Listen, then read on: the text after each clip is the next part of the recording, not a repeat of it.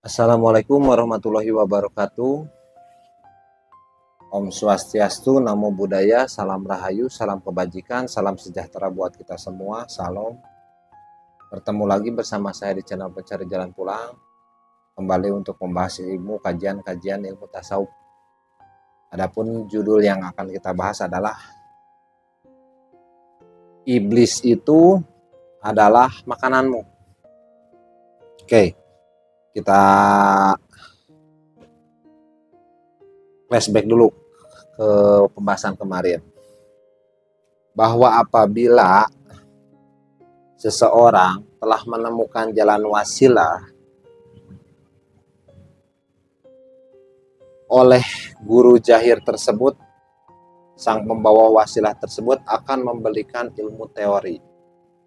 Terjadilah transfer of knowledge dari kepala si guru sampai kepada kepala si murid.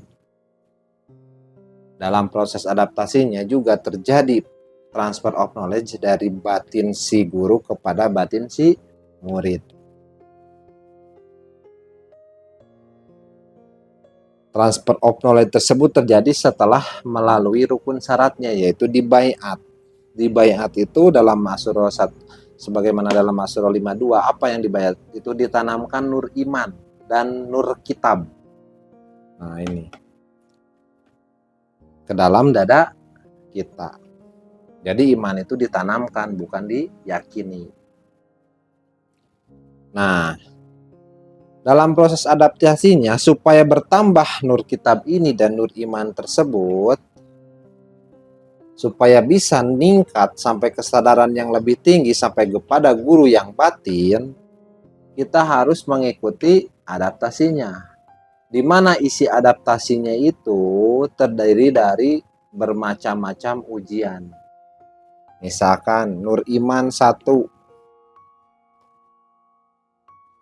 akan sama dengan ujiannya, yaitu ujian 1 atau iblis 1. Jadi yang menguji itu ternyata Allah melalui iblisnya. Jadi iblis itu adalah eksekutornya yang melaksanakan untuk menguji kita. Apabila kita menang dalam ujian tersebut, lulus, akan mendapatkan potensi iman yang lebih besar. Dan ujiannya juga akan sebanding. Dan iblisnya pun akan lebih tinggi makomnya. Makanya disampaikan bahwa bertambahnya iman akan seiring dengan bertambahnya ujian.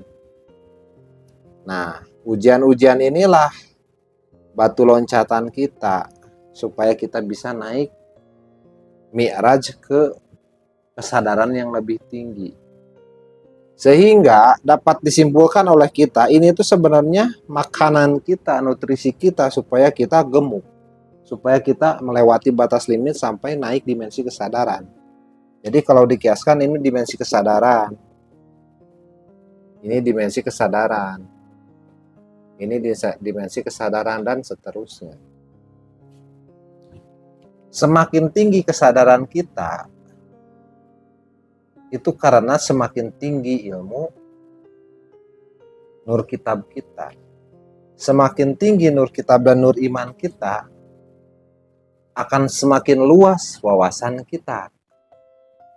Semakin luas wawasan kita, maka akan semakin bijak tindakan kita. Semakin bijak tindakan kita, akan semakin benar tindakan kita. Benar bukan perspektif manusia, tapi perspektif Tuhan. Karena kita bertindak atas kebenaran mutlak dari Tuhan. Contoh, teman-teman lihat ini hitam, saya lihat dari sini putih. Sehingga saya berdebat dengan orang yang melihat hitam, bahwa saya menyatakan ini putih, kata dia ini hitam. Itu tidak akan pernah selesai, karena kebenaran relatif. Apabila kita naik kesadaran, naik dimensi kesadaran, kita akan melihat dari atas bahwa ternyata dia berkata hitam benar, dan dia juga berkata putih benar juga. Sehingga benar dan salah itu sebenarnya relatif, tidak mutlak. Dan kebenaran yang mutlak itu adalah kebenaran dari Tuhan itu sendiri. Maka dari situlah kita harus mengenal Tuhan. Sampai kita berisi beserta dengan Tuhan. Disinilah fase-fasenya, disinilah rule-nya, disinilah kita harus melewati rutenya. Sehingga semakin sadar kita akan semakin sadar bahwa dunia ini hanya sebatas mimpi atau fata morgana. Dan akhirat itu bisa kita jangkau sekarang juga. Karena kita sudah mi'raj as-sholatul mi'rajul mu'minin. Jadi orang mukmin yang bisa mi'raj itu, bukan hanya sebatas nabi. Begitu. Inilah fase-fasenya. Ini kesini kita teorinya, kesini diuji sama guru Jahir ini. Sampailah kesini diuji lagi, terus diuji. Begitu. Setelah kita bisa kenal dengan ini dan kenal dengan ini, apa ini ditinggalkan? Secara teori iya. Tapi karena kita masih terikat hukum dunia, begitu kita tidak adab kepada ini, semua ini ilmunya hilang. Kita gak ada sambungan lagi. Gitu. Karena kita telah rusak dengan channel frekuensinya. Dan ternyata semua ini hanya terkait tentang energi, frekuensi, dan getaran. Jadi kita tahu bahwa yang realita ini masih tidak nyata. Yang nyata itu adalah energi. Karena semua ini adalah tentang energi. Kalau dalam hukum termodinamika bahwa dinyatakan bahwa energi itu dapat berubah, tetapi tidak dapat dihilangkan. Jasmani ini bisa hilang, bisa berubah. Tapi kesadaran ini loh, mau kemana kesadaran ini nanti? Bagaimana kalau kesadaran ini dimasukkan ke dalam pohon? Apakah itu akan terasa nyata? Nyata bagi di alam pohon itu sendiri.